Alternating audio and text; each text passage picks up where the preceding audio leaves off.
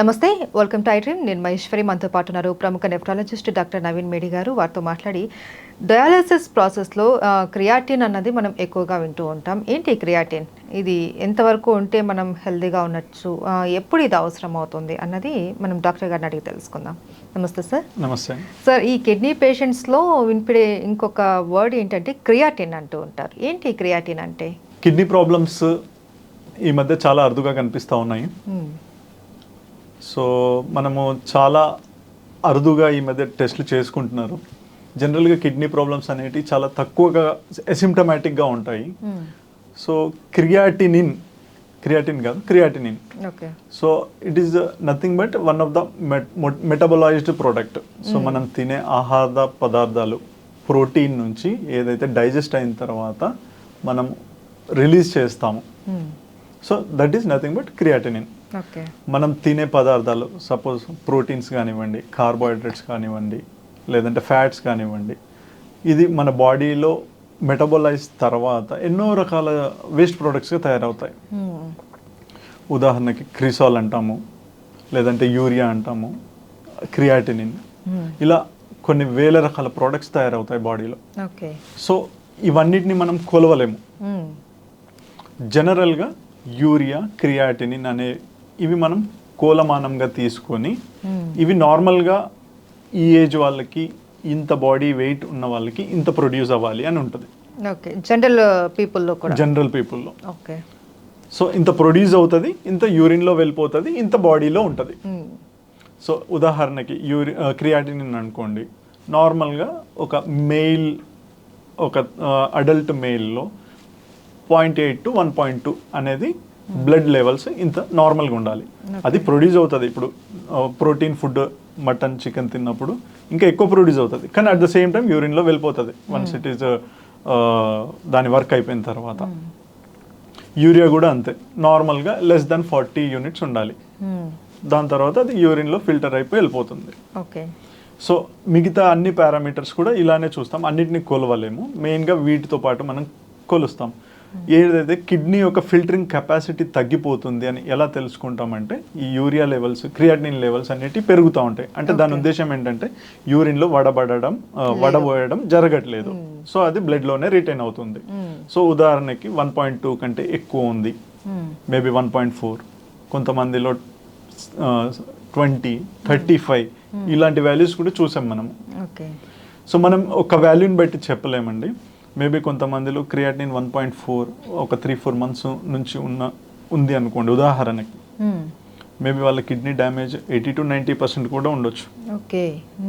So కొంతమందిలో creatinine 6 ఉంది, 7 ఉంది, మేబీ వాళ్ళ కిడ్నీ శాతం ఇంకా 10%, 20% కూడా డ్యామేజ్ అయి ఉండకపోవచ్చు.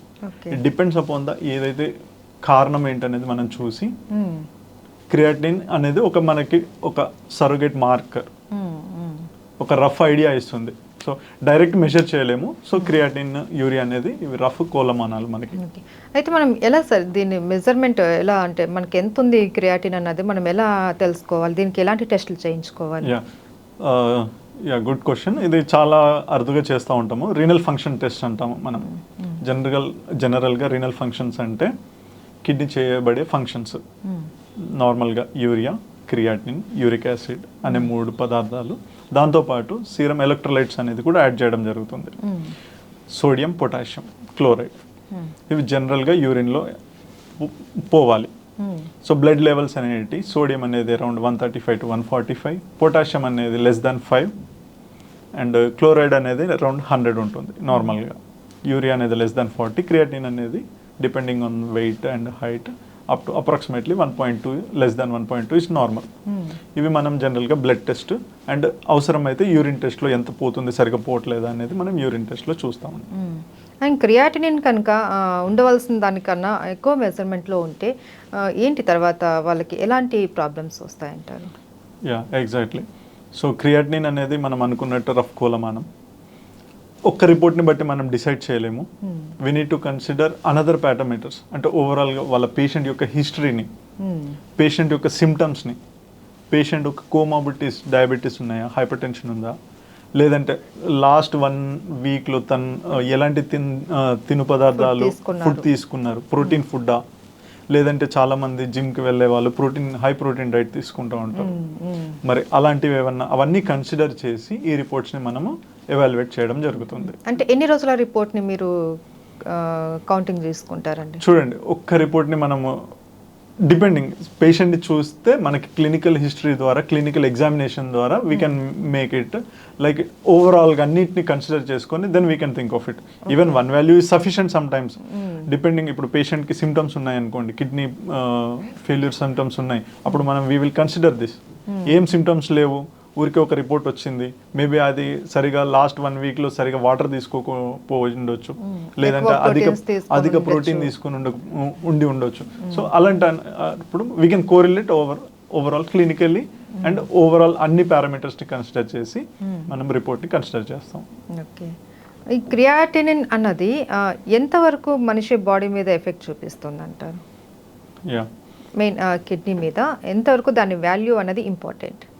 ఓకే, సో మనకి స్పెసిఫిక్గా అయితే normal values 0.8 to 1.2 depending on the laboratory. కొన్ని ల్యాబొరేటరీస్కి కట్ ఆఫ్ వాల్యూస్ కొంచెం ఒక 1-2 పాయింట్స్ పైకి, ఒక 1-2 పాయింట్స్ కిందికి ఉంటాయి. So any time we suggest ఏదైనా ఒక ల్యాబ్లో చేస్తున్నారంటే అదే ల్యాబ్లో అదే ల్యాబ్లో చేయించమని చెప్తాము. సో వేరియేషన్స్ ఉండవు. Point number 1. Point number 2, creatinine ఇంత పెరిగితే ఇంత డ్యామేజ్ అనేది we cannot make it. Okay. And yeah, ఇంకొకటి depends on the kidney problem. అదే టెంపరీ రివర్సిబులా అన్రివర్సిబులా దాన్ని బట్టి.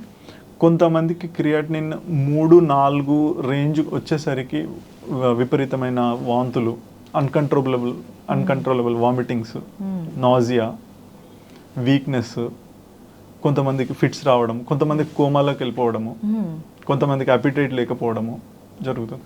కొంతమంది క్రియాటినిన్ 15-20 ఉన్న సిమ్టమ్స్ ఏమి ఉండవు. So it is a very rough measurement of kidney failure. మనం ఓవరాల్గా అన్ని పరిశీలించి రిపోర్ట్స్, సిమ్టమ్స్, సైన్స్, తర్వాత ల్యాబొరేటరీ వాల్యూస్, అవసరమైతే ఇమేజింగ్, ఎక్స్రే కానివ్వండి, స్కాన్ కానివ్వండి, ఇవన్నీ కన్సిడర్ చేసి then we will take it to account. Okay, right. Thank you so much. Okay.